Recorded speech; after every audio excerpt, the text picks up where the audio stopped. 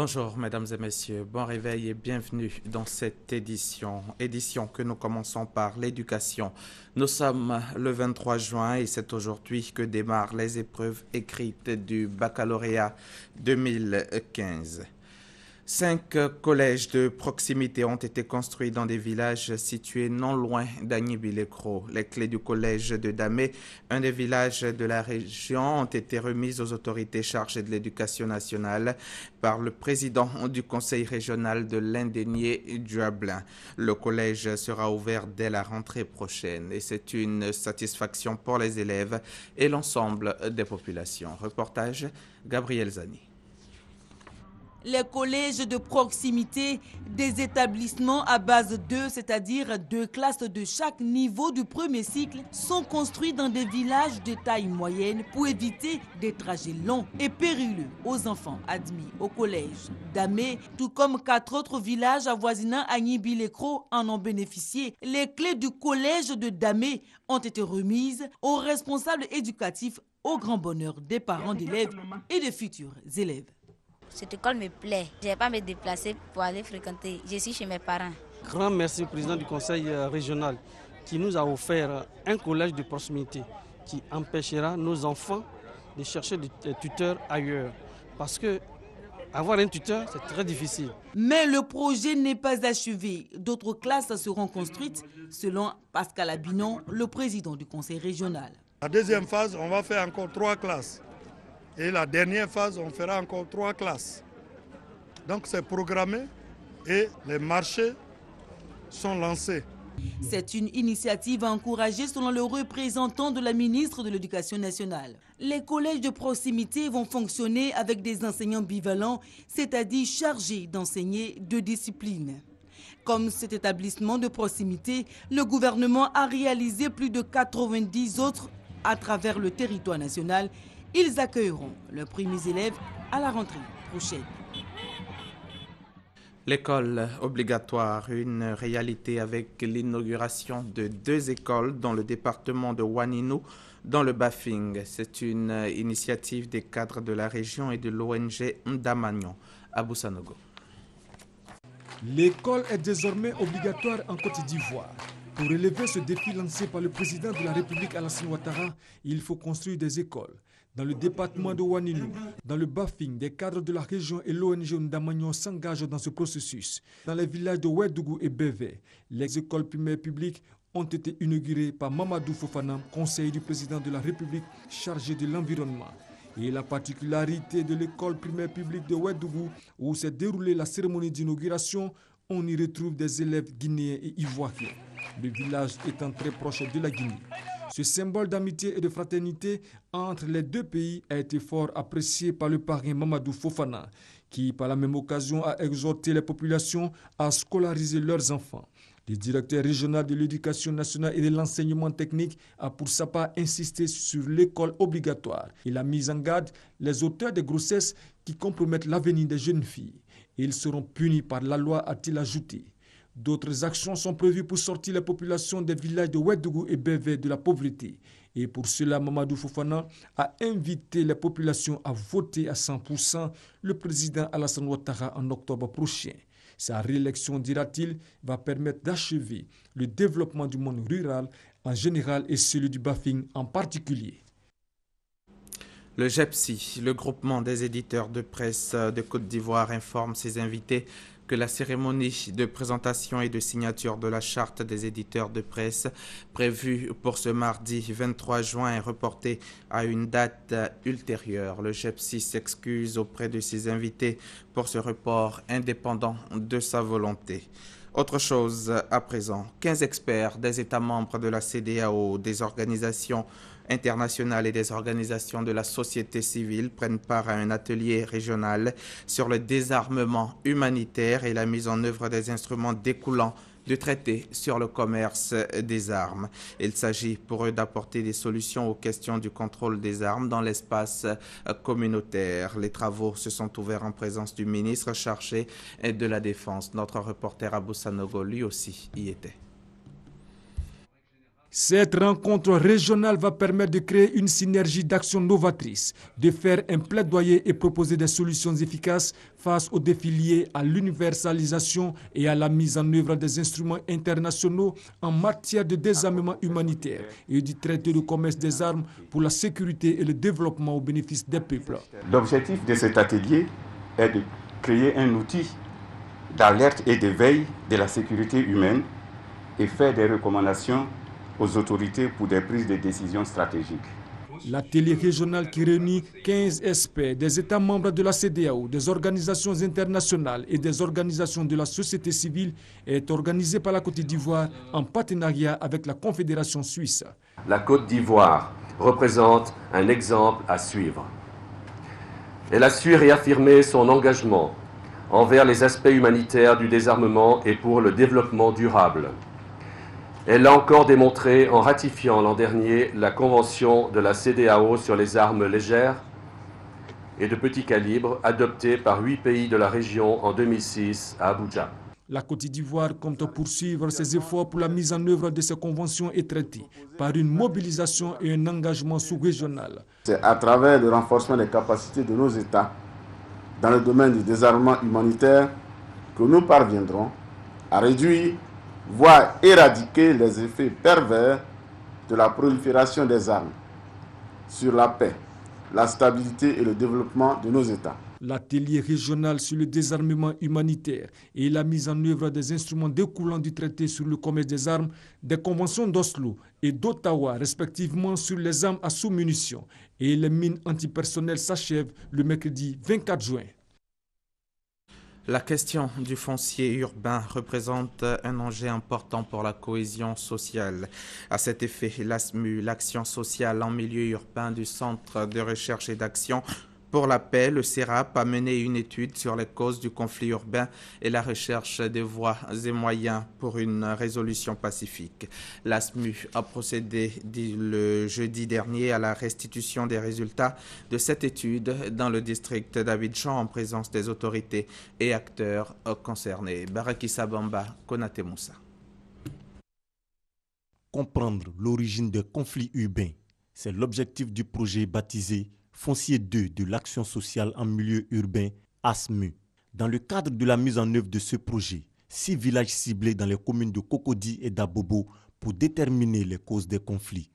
Démarrées en décembre 2014, les enquêtes ont pris fin le 18 juin 2015. Nous avons enquêté sur les causes et donc nous avons vu que la cause essentielle, c'était la question foncière, la non-approbation des lotissements, qui faisait que les populations n'avaient pas accès aux services sociaux de base. Et donc nous avons initié des formations des chefferies, des notabilités, des populations, des organisations de la société civile. À l'issue de 7 mois qu'a duré le projet, l'action sociale en milieu urbain du Centre de recherche et d'action pour la paix, CERAP, a procédé à la restitution des recommandations aux autorités compétentes. L'étude du développement et la directrice générale du Pouvoir national de cohésion sociale se chargent de transmettre leurs salutations et leurs félicitations à toute l'équipe du CERAP qui a mis la recherche de la paix et le renforcement de la cohésion sociale au cœur de ses activités. Le foncier est l'une des principales sources de tension en Côte d'Ivoire. Il affecte les relations intervillageoises, les relations inter- et intracommunautaires, les relations inter- et intrafamiliales. L'étude d'évaluation de l'impact de la formation du projet Foncier 2 révèle qu'il existe chez les populations abidjanaises un réel besoin d'information en matière de foncier. Du 24 au 25 juin prochain sera organisé à Yamoussoukro un sommet africain sur les régions et villes pour le climat. Il va s'agir de réfléchir sur les questions de gouvernance, de sécurité alimentaire et de gestion des ressources pour une politique climatique mieux adaptée au niveau des États africains de l'Ouest. L'initiative est de l'Assemblée des régions et districts de Côte d'Ivoire, de l'Union des villes et communes de Côte d'Ivoire et du Conseil des collectivités territoriales de l'UEMOA sous le haut patronage du chef de l'État, le président Alassane Ouattara. Franck Quadio nous situe sur les enjeux d'une telle rencontre. Les effets des changements climatiques amenuisent les ressources en eau et la forêt, entre autres. Ils sont de plus en plus visibles en Afrique. Le paradoxe est que les pays africains produisent moins de 4% des gaz responsables du réchauffement de la planète. Le COP21, la 21e conférence des Nations Unies à Paris sur les changements climatiques en fin d'année, va déterminer quelques solutions au niveau mondial et l'Afrique aura son mot à dire. En attendant, les collectivités territoriales de l'espace africain doivent se concerter. C'est le sens de ce sommet des régions et villes d'Afrique pour le climat qui débute le 24 juin à Yamoussoukro. C'est une préparation de la position des collectivités africaines à la rencontre de Paris, qui est en fait une rencontre mondiale où des décisions mondiales vont être prises en la matière. Les autorités décentralisées, les élus municipaux de l'espace UEMOA et au-delà proposeront donc leurs solutions à ce sommet organisé par l'Assemblée des régions et districts ARDCI et le Conseil des villes et communes de Côte d'Ivoire en liaison avec le ministère de l'Environnement et le Conseil des collectivités territoriales de la sous-région. Sonner la mobilisation et répondre donc aux défis de la riposte contre les effets du changement climatique en apportant des solutions concrètes avant Paris. C'est l'enjeu final.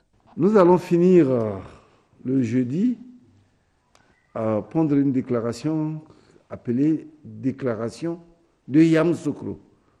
La déclaration de Yamoussoukro prendra en compte la position des régions et des villes africaines sur le changement climatique. Et nous avons un grand rendez-vous à Lyon, les 2 et 3 juillet. À ce rendez-vous de Lyon, toutes les régions du monde vont centraliser leurs informations et la Côte d'Ivoire présentera la déclaration de Yamoussoukro sanctionnant les travaux qui prendront fin le 25 juin. L'évaluation d'impact pour la prise de décision dans les secteurs sociaux est au centre d'un atelier de formation. Objectif est de donner aux participants une connaissance pratique sur l'évaluation d'impact et son application dans les projets de développement. L'atelier est organisé conjointement par la Banque mondiale et le Fonds stratégique d'évaluation d'impact. Ouvert hier lundi 22 juin, l'atelier prend fin le 26 juin prochain. La cérémonie se déroule en présence des ministres de l'Emploi Dosso Moussa et celui chargé de la jeunesse Sidi Touré. Reportage Chantal Eouman à Candan. Les évaluations d'impact permettent d'identifier les actions les plus efficaces dans les secteurs sociaux pouvant être priorisés dans un pays. Un séminaire s'est ouvert sur la question du rôle des évaluations d'impact et leur rapport dans les prises de décision dans les secteurs sociaux, notamment l'emploi, l'éducation et la protection sociale. Ce genre de formation a commencé il y a à peu près une dizaine d'années. Et elles ont été mûries, elles ont évolué à travers le temps. Mais de plus en plus, ces formations s'affinent pour être le plus pratique possible dans le contexte de la Côte d'Ivoire. Les participants vont, au cours de cette formation, apprendre à élaborer une chaîne de résultats.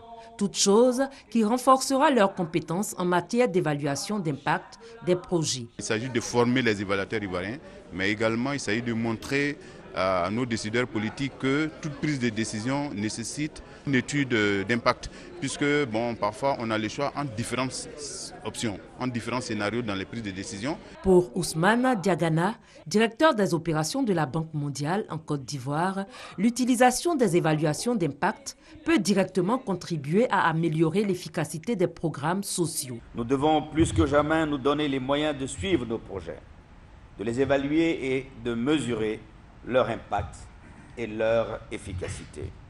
Sur ce point, le gouvernement ivoirien est fier de noter que la Côte d'Ivoire fait partie des pays pionniers en termes d'évaluation d'impact en Afrique de l'Ouest francophone. L'évaluation d'impact des travaux à haute intensité de main-d'œuvre, TIMO, du PGDEC, est l'une des premières évaluations d'impact prospective à grande échelle, intégrée dans un projet emploi en Côte d'Ivoire. Cette évaluation permet de mieux apprécier l'approche TIMO dans l'amélioration de la qualité de l'emploi des jeunes.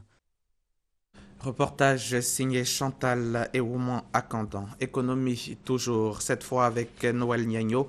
Parlons des assemblées des petites et moyennes entreprises.